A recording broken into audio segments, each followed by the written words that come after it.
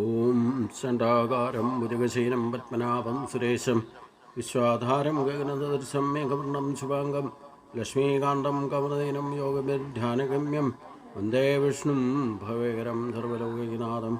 ഓം നമോ ഭഗവതേ വാസുദേവായ. നമോ ഭഗവതേ വാസുദേവായ. ഓം ശ്രീകൃഷ്ണായ പരബ്രഹ്മണേ നമഃ. എല്ലാ സജ്ജനങ്ങൾക്കും ഗുരുവായൂരപ്പൻ്റെ നാമത്തിൽ സാഷ്ടാംഗ പ്രണാമം. ശ്രീകൃഷ്ണചരിതാമൃതത്തിൽ കൃഷ്ണൻ രുക്മിണിയുമായിട്ട് ദ്വാരകയിലെത്തുന്നതാണ് നമ്മൾ ചിന്തിക്കാൻ തുടങ്ങിയത്. ഈ ഭൗതിക ലോകവുമായിട്ട് ജീവാത്മാവിനുള്ള സമ്പർക്കം മനസ്സിലാക്കുന്ന കാര്യത്തിൽ സൂര്യപ്രകാശത്തിൻ്റെയും ഭൗതിക പ്രത്യക്ഷത്തിൻ്റെയും ഉദാഹരണം തികച്ചും യുക്തമാണ്. അപ്പോൾ ജീവാത്മാവും ഭൗതിക ലോകവുമായിട്ട് ബന്ധമുള്ള ജീവാത്മാവിൻ്റെ സമ്പർക്കം മനസ്സിലാക്കാൻ സൂര്യശക്തിയെ, സൂര്യപ്രകാശത്തിൻ്റെയും ഭൗതിക പ്രത്യക്ഷത്തിൻ്റെയും ഉദാഹരണം തികച്ചും യുക്തമാണെന്നാണ് പറയുക.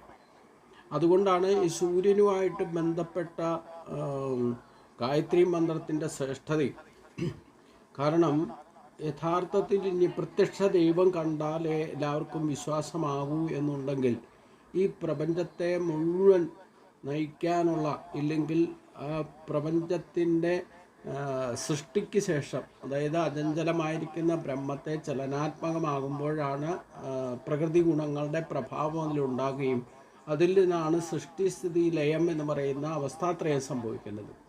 ഇവിടെ മുതൽ, അതായത് അചഞ്ചലമായിരിക്കുന്ന ബ്രഹ്മം ഭൗതിക ലോകത്തിൽ ജീവാത്മാ ഭാവത്തിലേക്ക് എത്തുമ്പോഴാണ് അനേക രൂപങ്ങളിലും ഭാവങ്ങളിലുമൊക്കെ പ്രകടമാകുന്നതും അത് വ്യത്യസ്ത സ്വഭാവത്തോടെയും വൈരുദ്ധ്യാത്മിക പ്രകടമാക്കുന്നതും അതിൻ്റെ എല്ലാം ഒരേ ഒരു സ്രോതസ്സ്, അതിനുള്ള ഊർജം കിട്ടുന്നത് സൂര്യനിൽ നിന്നാണ്. അതാണ് ഇവിടെ പറയുന്നത്. ഈ ഭൗതിക ലോകവുമായിട്ട് ജീവാത്മാവുള്ള സമ്പർക്കം മനസ്സിലാക്കുന്ന കാര്യത്തിൽ ഈശ്വരനുണ്ടോ ഇല്ലയോ അവ്യക്തമായിരിക്കുന്നതിനെ പറ്റിയൊന്നും നമുക്ക് മനസ്സിലാക്കാൻ സാധിക്കാൻ കുറേശ്ശെ പ്രയാസമാണെന്ന് പറയുന്നുണ്ട്. അതിന് ഒരുപാട് ശരീരക്ലേശം വരെ ഉണ്ടാവും അവ്യക്തമായിരിക്കുന്ന സ്രോതസ്സിനെ നമുക്ക് കണ്ടെത്താൻ. ഇവിടെ നമുക്ക് പ്രത്യക്ഷമാണ് സൂര്യൻ ഉദിച്ച് പ്രപഞ്ച സൃഷ്ടി ആരംഭിച്ചപ്പോൾ തൊട്ട് സൂര്യനുണ്ട്. സൂര്യനാണ് സ്ഥിരാകേന്ദ്രം എന്ന് പറയാം. അപ്പോൾ അതുകൊണ്ട് ആ സൂര്യപ്രകാശത്തിൻ്റെയും ഭൗതിക പ്രത്യക്ഷത്തിൻ്റെയും ഉദാഹരണം തികച്ചും യുക്തമാണ്.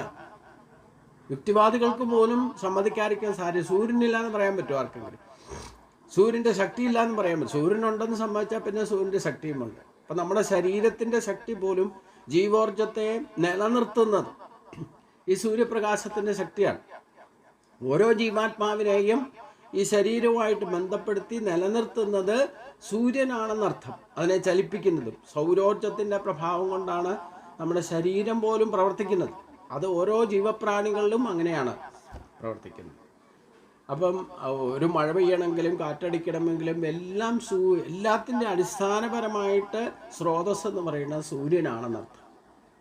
അപ്പം അത് ദൈവിക ഗണമായിട്ട് സങ്കല്പിക്കാൻ നമുക്ക്. അത് പ്രത്യക്ഷമാണ് താൻ. സൂര്യൻ ഉദിച്ചു നിൽക്കുന്നത് പ്രപഞ്ചത്തിൻ്റെ കൽപ്പാന്ത അവസാനം വരെ ഉദിച്ച് തന്നെ നിൽക്കും. അതിന് അതിൻ്റെ ഗതിവിഗതകൾ ഒരിക്കലും സംഭവിക്കില്ല. കൽപ്പാന്തകാലത്തിൻ്റെ ഒരു കാലം, ആയുസ്സിൻ്റെ ഒരു കാലപരിധിയുണ്ട്. അത് കൃത്യമായിട്ട് പറഞ്ഞിട്ടുമുണ്ട്. അപ്പോൾ കൽപ്പാന്തകാലം എന്ന് പറയുന്നത് സൃഷ്ടിയുടെ കാലമാണ്. അത് കഴിഞ്ഞാൽ എല്ലാം സംഹരിക്കപ്പെടുമ്പോൾ സൂര്യൻ മറയുമ്പോഴാണ് എല്ലാം സംഹരിക്കപ്പെടുക. സൂര്യൻ്റെ ശക്തി നിലച്ചാൽ ഈ പ്രപഞ്ചം തന്നെ പിന്നെ ഉണ്ടാവില്ല.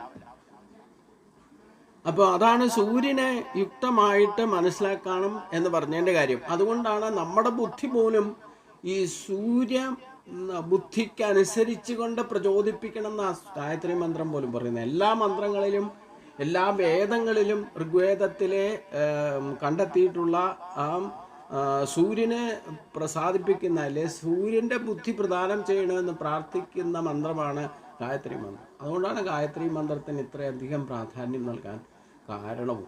24 അക്ഷരം കൊണ്ടാണ് അത് ചിട്ടപ്പെടുത്തിയിരിക്കുന്നതെങ്കിൽ അതിൻ്റെ ഭാവരാഗ താളങ്ങൾ അനുസരിച്ചുകൊണ്ട് അത് ഉച്ചരിക്കുന്ന ആൾക്ക് യാതൊരു സംശയവുമില്ല സൂര്യബുദ്ധിയാണ് കിട്ടുക. അതുകൊണ്ടാണ് ഭഗവാൻ യഥാർത്ഥത്തിൽ ഈ ഈശ്വരിലേക്ക് എത്താനുള്ള യോഗം, ഇല്ലെങ്കിൽ നമ്മുടെ കർമ്മം പൂർത്തീകരിക്കാനുള്ള യഥാർത്ഥ യോഗത്തെ പറഞ്ഞു കൊടുത്തതും സൂര്യനാണെന്ന് പറയുന്നുണ്ട് ആദ്യം. അത് കഴിഞ്ഞാണ് പിന്നെ നമ്മളിവരെ എത്തിയിരിക്കുന്നത്. അതിടയ്ക്ക് ഓരോ തലമുറ കഴിയുമ്പോഴും എല്ലാം സംഭവിക്കുകയും ഗതിവിഗതികൾ സംഭവിക്കുകയും അതിൻ്റെ പരിണത ഫലങ്ങളാണ് നമ്മളൊക്കെ അനുഭവിച്ചുകൊണ്ടിരിക്കുന്നത്.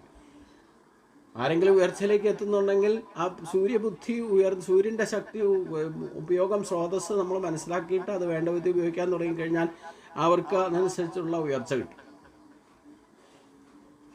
അപ്പോൾ ആ രജോ ഗുണത്തിന് മാത്രം ഉപയോഗിച്ചാൽ അതിൻ്റേതായ ഗതിവിഗതികൾ പ്രത്യക്ഷ പരോക്ഷമായിട്ടുള്ള അനുഭവങ്ങൾ ഉണ്ടാകുകയും അത് നഷ്ടപ്പെടുമ്പോൾ ദുഃഖിക്കുകയും ഒക്കെ ചെയ്യുന്ന രജോ ഗുണത്തിൻ്റെ പ്രഭാവം കൊണ്ട്. ഇതൊന്നും മനസ്സിലാക്കാതെ തോന്നിവാസം ജീവിക്കുമ്പോഴാണ് തമോ ഗുണത്തിൻ്റെ പ്രഭാവം കൊണ്ട് ഈ സുഖദുഃഖം സമ്മിശ്രമായിട്ടുള്ള ജീവിതാനുഭവങ്ങൾ ഉണ്ടായാലും ഇതെവിടെ നിന്നുണ്ടായി, ഇതിൻ്റെ സ്രോതസ് എവിടെയെന്ന് മനസ്സിലാക്കാതിരിക്കുന്ന അജ്ഞതയുടെ മറവിൽ ജീവിക്കുന്നവരാണ് തമോ ഗുണത്തിൻ്റെ അധിപനായിട്ട് മാറുക.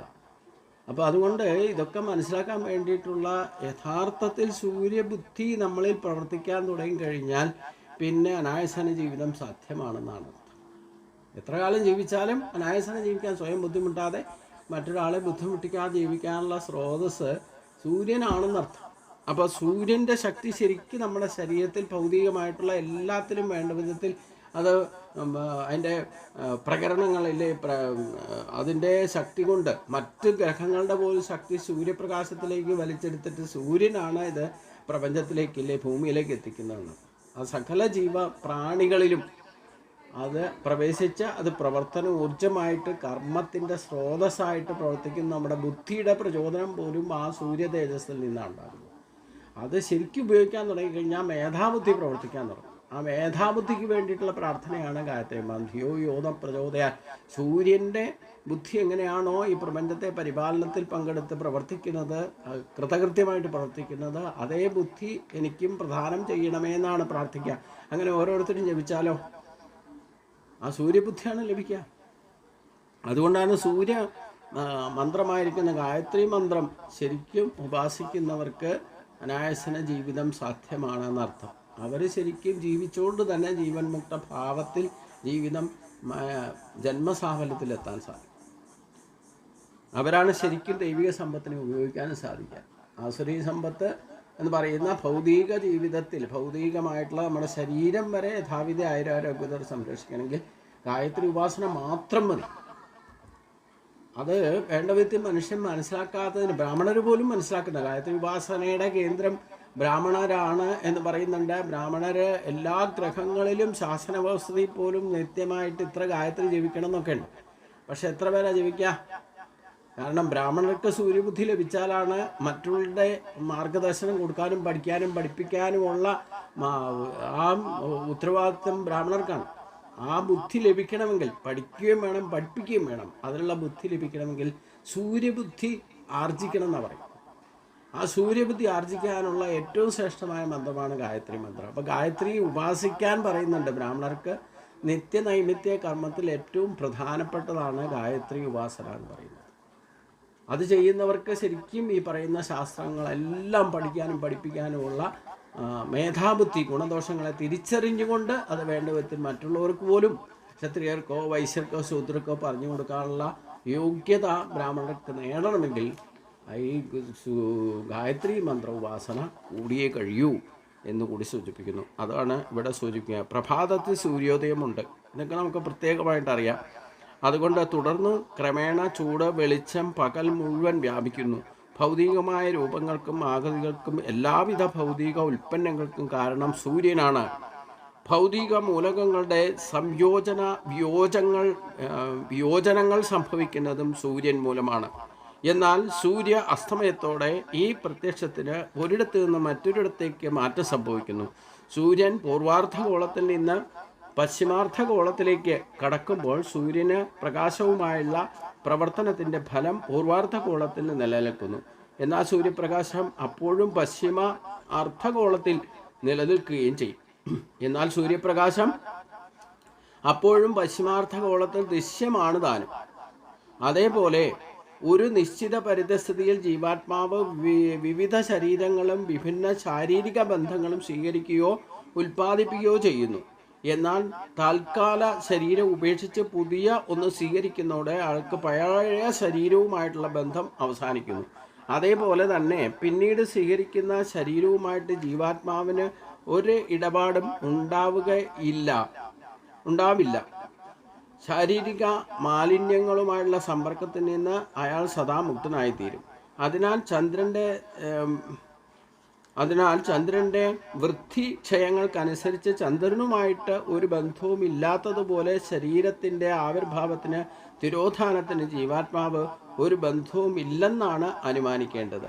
വൃത്തിയുടെ സമയത്ത് ചന്ദ്രൻ വികസിക്കുന്നു എന്ന് നാം തെറ്റായിട്ട് വിചാരിക്കുന്നു. ക്ഷയിക്കുമ്പോൾ ചന്ദ്രൻ ചെറുതാകുന്നതു എന്നും നാം കരുതുന്നു. വാസ്തവത്തിൽ ചന്ദ്രൻ എന്നും ഒന്ന് തന്നെയാണ്. ദൃശ്യമായ വിഷയങ്ങളുമായിട്ട് അതിന് ഒരു ബന്ധവുമില്ല. അതായത് ഭൗതിക അസ്തിത്വത്തെക്കുറിച്ചുള്ള അവബോധത്തെ സുഷുപ്തിയോടും സ്വപ്ന ദർശനത്തോടും ഉപമിക്കാം. ഉറക്കത്തിൽ ഒരുവൻ അയഥാർത്ഥ സംഭവങ്ങൾ സ്വപ്നം കാണുന്നു. ഈ സ്വപ്നത്തിൻ്റെ ഫലം വിവിധ തരത്തിലുള്ള കഷ്ടപ്പാടിനും സുഖത്തിനും അയാൾ വിധേയനാകുന്നു.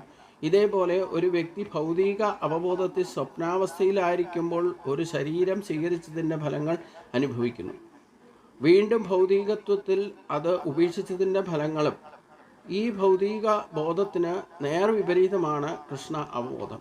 മറ്റൊരു തരത്തിൽ പറഞ്ഞാൽ, കൃഷ്ണ അവബോധത്തിൻ്റെ വിധാനങ്ങളിലേക്ക് ഉയർത്തപ്പെടുമ്പോൾ ഒരുവൻ ജീവിതത്തെക്കുറിച്ചുള്ള മിഥ്യാധാരണയിൽ നിന്ന് മുക്തനാകുന്നു. ഇപ്രകാരം ശ്രീ ബലരാമൻ അവർക്ക് ആത്മീയ ജ്ഞാനത്തെക്കുറിച്ച് ഉപദേശം നൽകി. അദ്ദേഹം സഹോദരപത്നിയോട് പറഞ്ഞു, മന്ദഹസിക്കുന്ന സുന്ദരിയായിരിക്കുന്ന രുക്മിണി, അജ്ഞത മൂലമുണ്ടാകുന്ന തെറ്റായ പ്രചോദനത്താൽ ദുഃഖിതയാകരുത്. തെറ്റായ ധാരണയാൽ ഒരാൾ ദുഃഖിതനാകുന്നു. എന്നാൽ യഥാർത്ഥ ജീവിതത്തെ, ദർശനത്തെക്കുറിച്ച് സംസാരിക്കുമ്പോൾ ഈ ദുഃഖം ക്ഷണത്തിൽ മാഞ്ഞു പോവുകയും ചെയ്യും. ആ വിധത്തിൽ മാത്രം സന്തുഷ്ടയായിരിക്കുക. അപ്പോൾ എപ്പോഴും ഈ ഭൗതികമായിട്ട് കൂടുതൽ നമുക്ക് ദേഹബോധവും, ഇല്ലെങ്കിൽ ഭൗതികമായിട്ടുള്ള ബന്ധുക്കളും, ഇല്ലെങ്കിൽ ഭൗതികമായ ബന്ധങ്ങളും ബന്ധനങ്ങളായി മാറുമ്പോഴാണ് നമുക്ക് യഥാർത്ഥത്തിൽ ജീവൻ സന്തോഷിക്കാൻ, ഇല്ലെങ്കിൽ ശാന്തിയും സമാധാനവും അനുഭവിക്കാൻ പറ്റാതിരിക്കുന്നതെന്നർത്ഥം. ഭൗതികമായ ബന്ധങ്ങളെല്ലാം വിട്ടിട്ടിരിക്കുന്ന സമയത്ത് സുഷുപ്തിയിൽ ശാന്തമായി മനസ്സും അടങ്ങിയിരിക്കും എന്നർത്ഥം.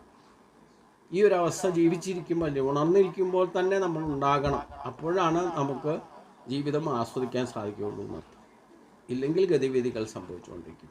അപ്പം ഗുണപ്രഭാവത്താൽ ഉണ്ടാകുന്ന വ്യതിയാനങ്ങളെ നമ്മുടെ ബോധതലത്തിൽ ഉറപ്പിച്ച് അതനുസരിച്ചുകൊണ്ട് മനസ്സിനെ അടക്കണം.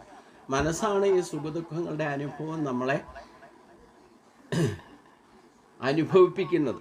ഇല്ലെങ്കിൽ അതിൻ്റെ ഗതിവിഗതികൾ മനസ്സിലാക്കുന്ന മനസ്സിലൂടെയാണെന്നർത്ഥം.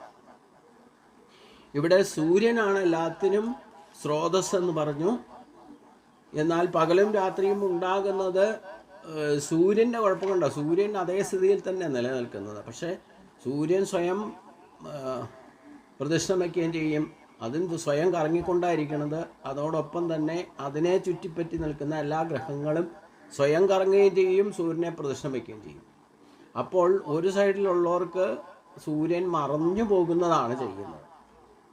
അപ്പോൾ സൂര്യൻ്റെ സ്രോതസ്സിൻ്റെ പ്രഭാവം എല്ലാ പ്രദേശത്തും ഇല്ലേ, ഭൂമിക്ക് ചുറ്റും എത്തുന്നതിന് വേണ്ടിയിട്ടാണ് ഇങ്ങനെ ഒരു പ്രക്രിയ തന്നെ. എല്ലാ ജീവപ്രാണികൾക്കും ഒരുപോലെ സൂര്യൻ്റെ ശക്തി ലഭിക്കുന്നതിന് വേണ്ടിയിട്ടാണ് നമ്മൾ അത് ദൈവമായിട്ട് വിചാരിച്ചാലും ഇല്ലെങ്കിലും ഒക്കെ പ്രപഞ്ച സൃഷ്ടിയിൽപ്പെട്ട എല്ലാത്തിനും ജീവിക്കാൻ ഉതകുന്ന എല്ലാവിധ ഊർജത്തെയും നൽകുന്നത് സൂര്യനാണ്. അതിലെന്തെങ്കിലും ഗതിവിധികൾ സംഭവിച്ചാൽ അതിന് ഇപ്പം സസ്യങ്ങൾക്കായിക്കോട്ടെ, നമ്മുടെ ശരീരത്തിലായിക്കോട്ടെ, പ്രതിരോധ ശക്തി കിട്ടുന്നത് ചന്ദ്രപ്രകാശത്തിൽ നിന്നാണ്. അപ്പോൾ ചന്ദ്രപ്രകാശവും ചന്ദ്രനും സൂര്യനും ഒക്കെ ഒരേ സ്ഥിതിയിൽ നിന്നുകൊണ്ട് സ്വയം കറങ്ങുകയും ഈ പ്രപഞ്ചത്തെ പ്രദക്ഷിണം വെച്ചുകയും ചെയ്യുന്നുണ്ട്. അതൊക്കെ കൃത്യമായ അകലത്തിൽ അതിനെയൊക്കെ ഡ്യൂട്ടി കൃത്യമായിട്ട് നടക്കുന്നത് കൊണ്ട് ഈ ഭൂമിയിലുള്ള ജീവജാലങ്ങൾ ഒക്കെ കൃത്യമായിട്ട് അതിൻ്റെ ജീവിതം പൂർത്തിയാക്കി പുതിയ ശരീരം എടുത്താലും അതിനൊക്കെ മുഖ്യമായ സ്രോതസ്സായിട്ട് നിൽക്കുന്നത് സൂര്യൻ തന്നെയാണെന്ന്. അപ്പോൾ ഭൗതികാസ്തിത്വത്തെക്കുറിച്ചുള്ള അവബോധത്തെ സുഷുപ്തിയോടും സ്വപ്ന ദർശനത്തോടും ഉപയോഗിക്കാം. അപ്പോൾ നമ്മൾ സ്വപ്നതുല്യമായിട്ടാണ് ചിലതൊക്കെ കാണുകയും അനുഭവിക്കുകയും സുഖദുഃഖങ്ങളൊക്കെ അനുഭവിക്കുന്നത്. അത് യാഥാർത്ഥ്യത്തിൽ സുഷുപ്തിയിലെല്ലാം മറഞ്ഞു പോകും. സ്വപ്നത്തിലാണ് ഇതൊക്കെ തെളിഞ്ഞത്. സ്വപ്നത്തിൽ നിന്ന് നമ്മൾ ഉണർന്നു വരുമ്പോൾ ഈ കണ്ടതൊന്നും സത്യമല്ല എന്നുള്ള ബോധവും നമുക്കുണ്ടാവുകയും ചെയ്യും. അപ്പോൾ ഇത് പെട്ടെന്ന് മനസ്സിലാക്കാൻ പറ്റിയല്ല, സ്വയം ആത്മവിചാരം ചെയ്തുകൊണ്ട് മനസ്സിലാക്കണം. അപ്പം ഈ രുക്മിണിക്കുണ്ടായ ദുഃഖത്തെ ഓവർകം ചെയ്യാൻ വേണ്ടിയിട്ട് ബലരാമൻ കൊടുക്കുന്ന തത്വോപദേശമാണ് ഇവിടെ നമ്മൾ ചിന്തിക്കാനിട വരുന്നത്. ശ്രീ ബലരാമൻ്റെ ഉദ്ബോധനാത്മകമായിരിക്കുന്ന ഉപദേശം കേട്ട രുക്മിണി ക്ഷണത്തിൽ സമാധാന ചിന്തയും സന്തുഷ്ടയായി തീർന്നു. സഹോദരനായിരിക്കുന്ന രുക്മിണിയുടെ അപകൃഷ്ടമായ നില കണ്ട് പീഡിതമായിരിക്കുന്ന തൻ്റെ മാനസിക അവസ്ഥയെ അവൾ സ്വസ്ഥമാക്കി. രുക്മിണിയെ സംബന്ധിച്ചിടത്തോളം സത്യം നിറവേറ്റാനോ ദൗത്യം വിജയകരമാക്കാനോ അയാൾക്ക് കഴിഞ്ഞില്ല. സൈന്യവ്യൂഹവുമായി അയാൾ കൊട്ടാരത്തിൽ നിന്ന് പുറപ്പെട്ടത് കൃഷ്ണനെ തോൽപ്പിച്ച് തൻ്റെ സഹോദരിയെ മോചിപ്പിക്കാനായിരുന്നു. എന്നാൽ നേരെ മറിച്ച് അതിനുവേണ്ടി പ്രതിജ്ഞയും ചെയ്തതാണ്. നേരെ മറിച്ച് അയാൾക്ക് ഭടന്മാരും സൈന്യബലവും എല്ലാം നഷ്ടമായി. വ്യക്തിപരമായിട്ട് അയാൾ പതിതനായി ഭവിച്ചു. ആ അവസ്ഥയിൽ അത്യന്തം ദുഃഖിതനായി. എന്നാൽ ഭഗവാന്റെ അനുഗ്രഹത്താൽ അയാൾക്ക് ആയുസ് മുഴിപ്പിക്കാനുള്ള ഭാഗ്യം കിട്ടി.